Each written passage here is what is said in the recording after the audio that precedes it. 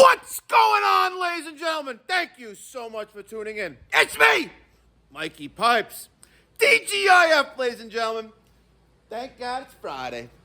It's Friday, January 31st, 2025. And I love me Fridays. Remember that? So, there were actually three differences from in yesterday's video when I asked, spot the two differences between the Home Depot water heater, which is now cut in half, and the local plumbing supply house Rheem water heater. All of you guessed gas valve. That was the first one. No one guessed the flue baffles. Nobody guessed the flue baffles. This is marked AS45351. And just watch this for a second. Okay? Here's the other. This is marked AS45351. Sorry, 350.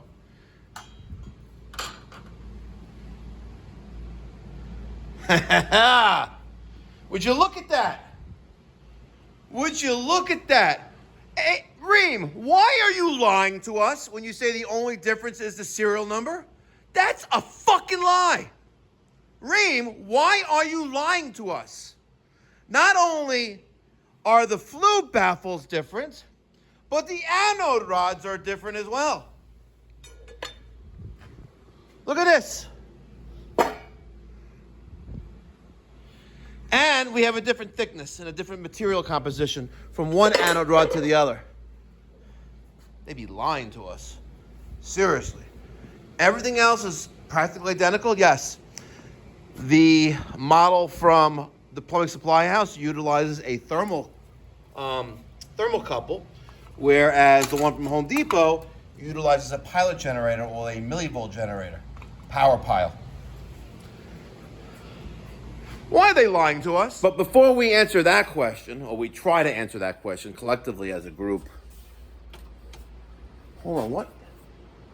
Someone commented, Mikey Pipes, why are there anal beads hanging by your coffee machine? Oh, yeah, these. Okay, so this is a great question.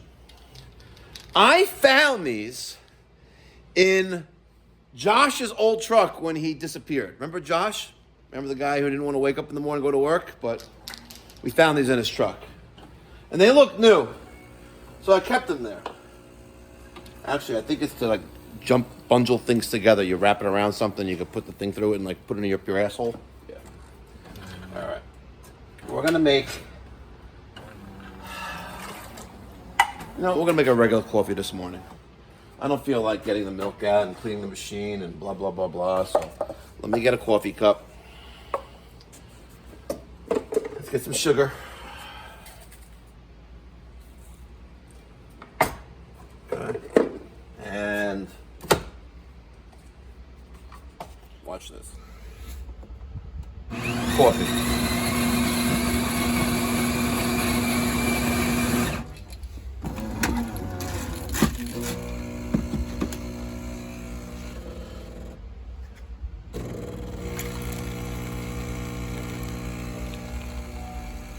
Yeah. Yep. All right.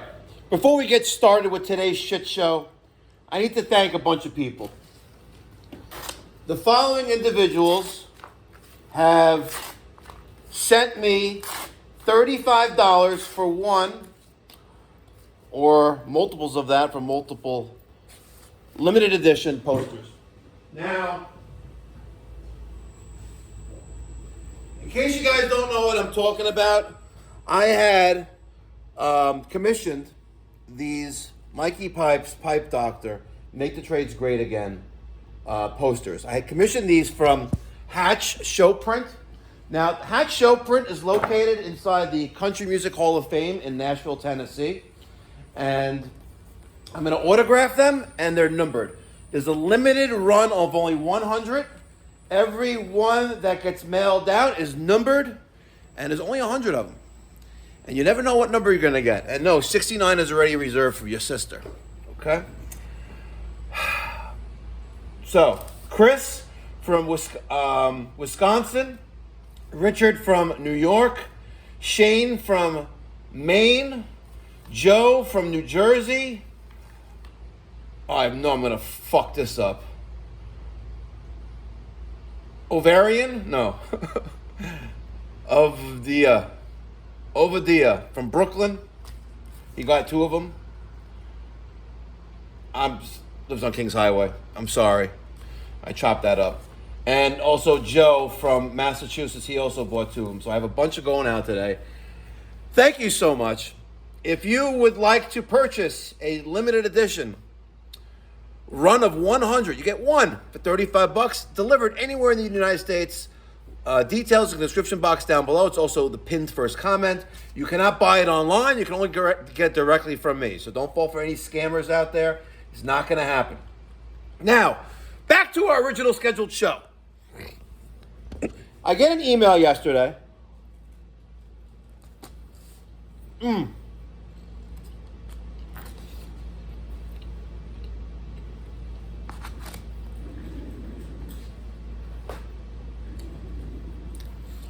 They say it's always pink on the inside. How true is that? I get an email yesterday, and I get a lot of emails from a YouTube subscriber. He says he's been with me for a couple years.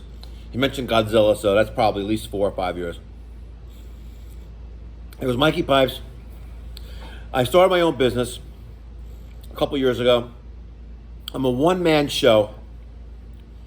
Just me, myself, and I. At what point do I hire an apprentice? Great fucking question. At what point do you hire an apprentice if you have a one-man operation?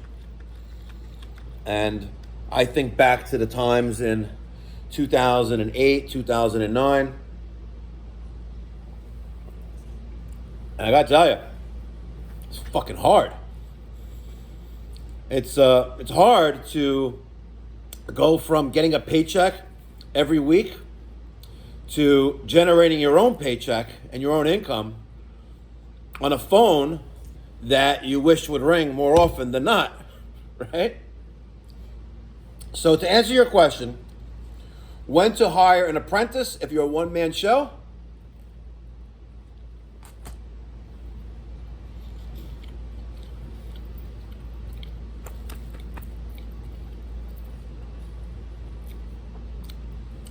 Mama always taught me not to eat with a full mouth. If you're a one-man show, I would recommend you don't hire an apprentice. Your first hire should be a CSR rep, a customer service representative. Imagine how much more time you'll be able to dedicate to the task at hand when you have someone answering your phone and filling your dispatch board who's cheaper than an apprentice. An apprentice, chances are, is going to slow you down because you got to show him or her tricks of the trade, how to get things done. You know, there's a learning curve there. Your first employee, other than yourself, should be a CSR. You need someone who's going to pick up the phone in a manner that you'd like. Now, I would love my guys to answer the phone. I'll spill my coffee. It's a great day, Pipe Doctor. Mike speaking. How may I help you today? Or, good morning. It's a great day at Pipe Doctor Home Services. This is Mike. How can I make you smile today? You could have them do whatever you want. Within reason, of course, right? But imagine how much more time you're going to be able to spend working at the task on hand. And what I mean by that is that if you are working on a job and your phone rings for your business, it is rude and unprofessional to pick that up. Excuse me. I have a rule in my company, and I practice what I preach. If I am in a customer's location, I am not going to pick up the phone call unless it's an emergency. My guys know that. Text me. All right? Hey, Mike, are you free to talk? My wife does the same thing. Call me when you have a moment by text. That's why I wear a watch, and that's why and my phone doesn't ring that much because I have 2 phone numbers in this phone. The first number is my personal phone number, which I've had for millions of years. And the other phone number built into the SIM cards, there's eSIMs in these things. Other phone number is the call forwarding from my desk phone. So normally during the day, I turn that off. All right? If I'm in the office, I turn that on. If I'm before I go to have dinner at home, before I go out for dinner, whatever, I turn that off. But your first employee should be a customer service rep. Now, did I do that? No. I hired an individual who was hired as an HVAC and boiler tech, and he was with me for a number of years until he started stealing customers from me. Yeah, you find out everything. So, and it was only during right before Hurricane Sandy and during Hurricane Sandy, I had 2 people running the phones here because it was quite impossible. I couldn't answer the phone and work at the same time. It was impossible. Literally, it's impossible. We were doing stupid revenue every day, every week, every month. It was retarded. So, to answer the question, your first employee should not be an apprentice or a helper. It should be someone who answering their phone, which chances are could be cheaper. You can outsource it to a call center, or you could get a voice over IP system where you put your phone number, you port your phone number into a voice over IP provider. I've used the same provider for 14 years now. And once that number's there, you can have an auto attendant where, you call a company and goes, "Thank you for calling, Pipe." Like my phone here. Look, I'll show you. It's after hours now, but let's see what it says. Hello, and thank you for calling Pipe Doctor Home Services, home of Mikey Pipes, and your solution for any residential or commercial plumbing, heating, or cooling service. If you know your party's extension, you may enter it at any time. If you require immediate 24-hour service for a plumbing or HVAC emergency, please press 9 to be transferred to the on-call technician. At this time, the office is closed. If you'd like to leave a message for the main office, press 0 now. Your call will be returned the next business morning. Our main office is open Monday to Thursday from 8 a.m. to 5 p.m.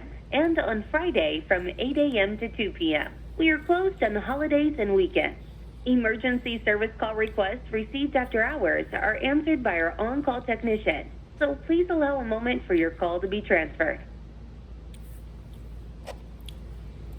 Pretty efficient, huh? And that is the message that plays after hours. During the day, another message plays where if you want to book a plumbing service call, you press this number. An HVAC service call, you press this number. If you need to talk to accounting, you press this number. The main office, you press this number. Or if you know the person's extension, my extension is 303, you dial that number. So let me lead up to the next part of this. So how this works is that your phone number is answered by an auto attendant or your voice over IP provider, VoIP provider. And they're relatively cheap. You can get a voice over IP provider for starting at like $20 or $30 a month, maybe $40 a month. Your phone number is ported into this provider. If you like, I use Vonage. I'll put a link in the description box down below. Relatively cheap. So your number is answered by your auto attendant, and it could be configured any way you could possibly imagine. If you want to ring one time and then ring all these numbers together, you could do that. But here's where it gets sweet. Your phone number is answered by a machine. Okay? And trust me, forget about people not having the dial tone. They have rotary phones. Forget about that. That was 40 years ago. Okay? And people press numbers. Okay? Everyone, even my 80-plus-year-old mother is on her iPhone, texting away and sending me emojis. So trust me, everyone knows how to press a button on a phone. Your call gets answered. It could be as simple as, thank you for calling Plumbing by Tom, home of the world's fattest fuck, right? Press 1 to schedule a plumbing service call, or press 0 for the main office, right? If they press 1 to schedule a service call, your CSR rep's cell phone will ring, or their phone at their desk, or whatever device you want to ring, and they'll be able to answer it. And if you have a dispatching app like maybe House Call Pro, it'll allow you to scale as you grow from 1 truck to 5, 10 trucks. Or if you just want to be a one-man show and just like John Phillips, use an app like Service Pal. You know, $50 a month. You have online dispatching and invoicing and payment receiving. It's very easy to do this. The days with paper are long gone. So there's my food for thought, ladies and gentlemen. Happy Friday. If you would like to buy a limited edition print poster, Zelle, Venmo, CashApp, PayPal, or you can mail money, check to the office, and address is in the description box down below. If you don't want it autographed, just let me know. If you want something special on it, let me know. But they're all individually numbered. And starting today, I will be personally thanking every single person that is supporting my company and my channel by buying a poster. And if you want some stickers in there as well, let me know. I'll happily give you some free stickers in there as well. Thank you so much for watching, guys. Have a wonderful Friday. I'll catch you in the next one. Be well, God bless, stay safe.